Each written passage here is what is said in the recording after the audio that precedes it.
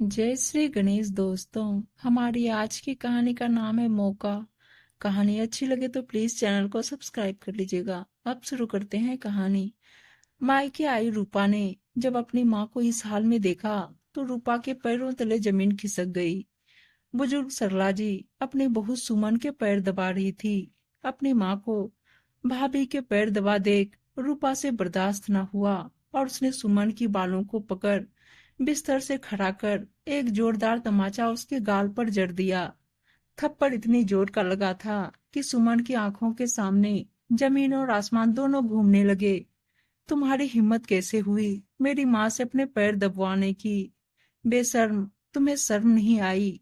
अपने बुजुर्ग सास से पैर दबवाते हुए ननद से पिटना सुमन को बर्दाश्त न हुआ और जैसे ही उसने रूपा की तरफ हाथ बढ़ाया, रूपा ने उसका हाथ पकड़ मरोड़ दिया। मुझे अपनी सीधी सादी सास मत समझना, ननद हूँ तुम्हारी। और अगर मेरा विकराल रूप तुमने देख लिया तो अपने ही चेहरे को आईने में पहचान नहीं पाओगी, समझी तुम? रूपा की बड़ी बड़ी लाल आंखें और चेहरे पर गुस्सा देख सुमन के होश उड़ गए। आज रूपा का ऐसा रूप देखकर सुमन थर थर कांपने लग गई।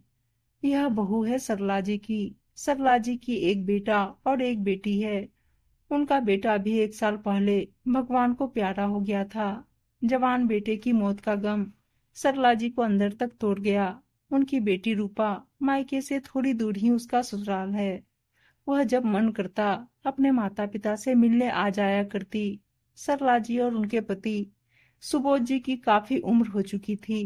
दोनों दंपति अपना बुढ़ापा जैसे तैसे काट रहे थे।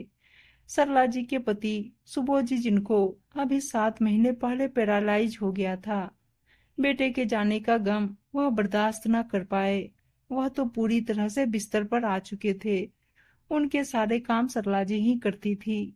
बेटे के जाने के बाद बहू ने घर पर पूरी तरह अपना राज कर लिया। घर खर्च सुबोध जी के बनाए हुए किराए के मकानों से चलता था। जब सुबोध जी ठीक ठाक थे तो सारा हिसाब किताब अपने हाथों में ही रखते थे, लेकिन उनके बिस्तर पर आते ही सब कुछ सुमन के हाथों में आ गया। सरला जी दिन भर घर का काम और पति की सेवा में लगी रहती। अपनी बूढ़ी सास व बीमार ससुर की सेवा से बहू को कोई मतलब नहीं था। जब जब सरला जी बेटे को याद करती, उनकी आंखों से आंसुओं की नदियां सी बहने लगती। मेरे लाल, तू तो चला गया। देख तेरे पीछे तेरे माता पिता का क्या हाल हो गया। रसोई में बर्तन साफ करते हुए आंखों में आंसू लिए सरला जी बेटे को याद कर रही थी। बुढ़िया, तू कब से इन 4 बर्तनों में लगी हुई है और मैं वहां कब से चाय का इंतजार कर रही हूँ। जल्दी से मेरे लिए फटाफट एक कप चाय बनाकर मुझे मेरे कमरे में पकड़ा देना। बहू का फरमान सुनकर सरला जी चाय बनाने लगती है। एक कप बहू को देकर 2 कप अपने कमरे में लेकर जाने लगती है। उनके हाथों में चाय देखकर सुमन बोली, यह 2 कप किसके लिए है? बहू काम करके थोड़ी थकावट सी हो गई थी, इसलिए एक कप अपने लिए बना ली और एक कप तेरे ससुर के लिए। सरला जी अपनी दबी जुबान से बोली, हे भगवान, कितनी बार समझाना पड़ेगा तुम्हें? बाबूजी को चाय पिलाकर क्या बिस्तर गिला करवाना है? सुमन उन पर भड़कते हुए बोली, तो बहू साफ भी तो मैं ही करती हूँ। अब क्या बिस्तर गिला होने की वजह से उनका खाना पीना भी बंद करोगी क्या तुम? सरला जी बहू से डरते हुए बोली, अच्छा बहुत जुबान चल रही है तुम्हारी। जितना बोला जाए सिर्फ उतना किया करो। एक बार मना कर दिया ना, उन्हें चाय नहीं देनी है तो नहीं देनी है। कहते हुए सुमन ने उनके हाथ से एक कप छीन लिया।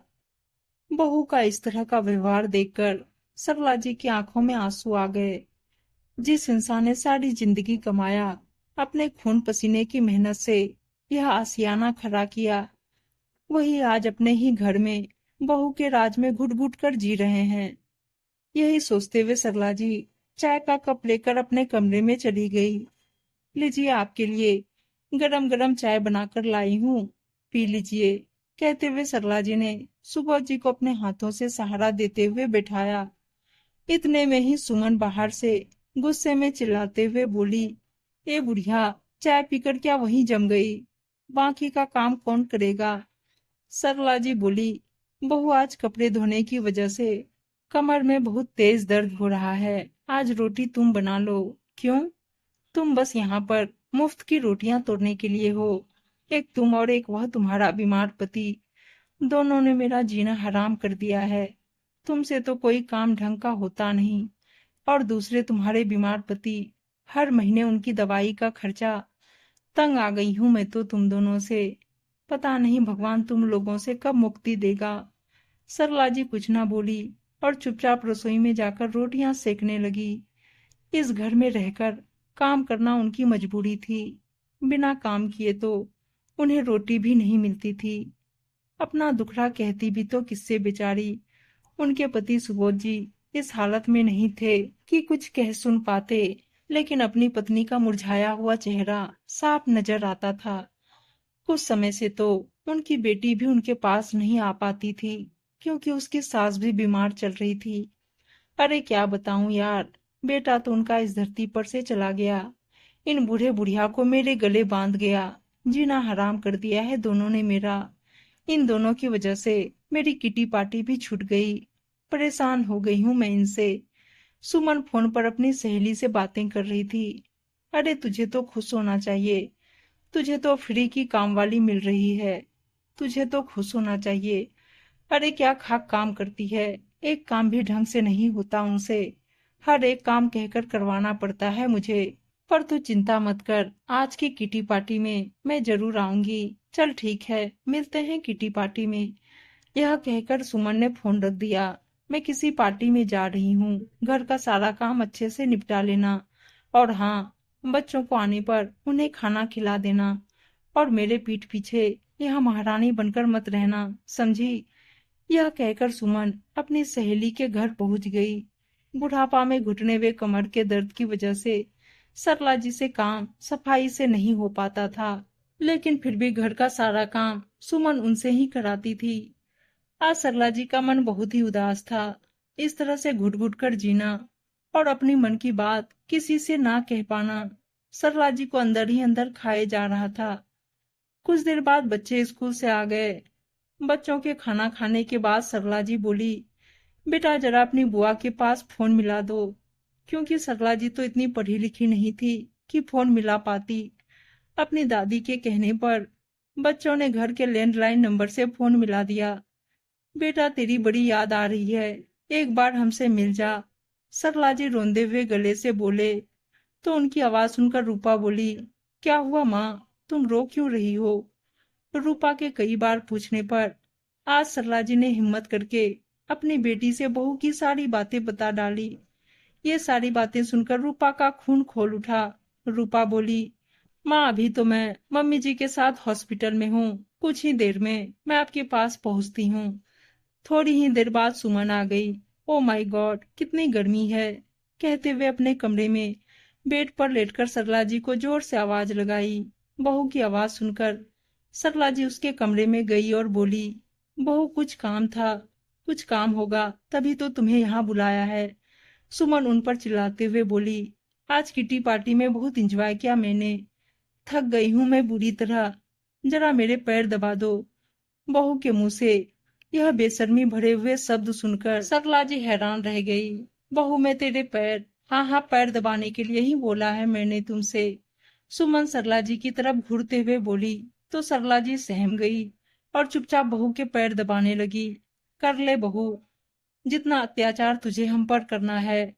आज तेरा अत्याचार का यह आखिरी दिन है। सरला जी बहू के पैर दबा ही रही थी कि तभी रूपा भी वहां पहुंच गई। अपनी माँ को भाभी के कमरे में इस हाल में देख रूपा के पैरों तले जमीन खिसक गई। अपनी माँ को भाभी के पैर दबाते देख रूपा से बर्दाश्त न हुआ और उसने सुमन के बालों को पकड़ बिस्तर से खड़ा कर एक जोरदार तमाचा उसके गाल पर रख दिया। थप्पड़ इतनी जोर का लगा था कि सुमन की आंखों के सामने जमीन और आसमान दोनों घूमने लगे। तुम्हारी हिम्मत कैसे हुई मेरी माँ के साथ इतनी घटिया हरकत करने की? बेशर्म, तुझे शर्म नहीं आई अपनी बुजुर्ग सास से अपने पैर दबवाते हुए?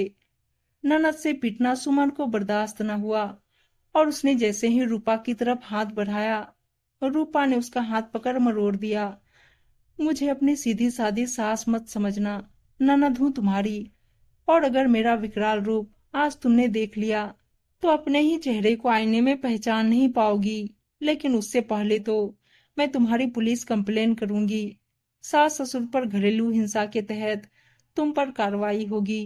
रूपा की बड़ी बड़ी लाल आंखें और चेहरे पर गुस्सा देख और पुलिस का नाम सुन सुमन के होश उड़ गए। रूपा का ऐसा रूप देखकर सुमन थर थर कांपने लगी और जाकर सरला जी के पैर पकड़ लिए। माँ जी, मुझे माफ कर दो, मुझसे गलती हो गई, आगे से ऐसा कभी नहीं करूंगी। सरला जी बोली, जो गलती जानबूझकर की जाती है उसके लिए माफी नहीं होती। तूने हमारे साथ बहुत गलत किया है।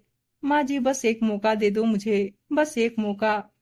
मेरे लिए ना सही तो अपने पोते पोती के लिए मुझे एक मौका दे दो। सुमन सरला जी के पैर पकड़कर बुरी तरह गिड़गिड़ाने लगी। अपने पोते पोती की तरफ देख सरला जी का दिल पिघल गया और ना चाहते हुए भी सरला जी ने बहू को एक मौका दे दिया। लेकिन उसके साथ साथ ही रूपा ने अपनी भाभी को सख्त चेतावनी भी दी, अगर फिर कभी आगे से उसने ऐसी गलती करने की कोशिश भी की तो अब की बार सीधा सजा जेल में ही मिलेगी। आज बेटी की वजह से सरला जी को अपना खोया हुआ सम्मान और 2 वक्त की रोटी सुकून से मिल रही है। आज वह अपने ही घर में बीमार पति के साथ खुलकर सांस ले रही है। उम्मीद है दोस्तों कहानी अच्छी लगी होगी, और अच्छी अच्छी कहानियां सुनने के लिए चैनल को सब्सक्राइब और वीडियो को लाइक शेयर जरूर कर दीजिएगा। धन्यवाद दोस्तों।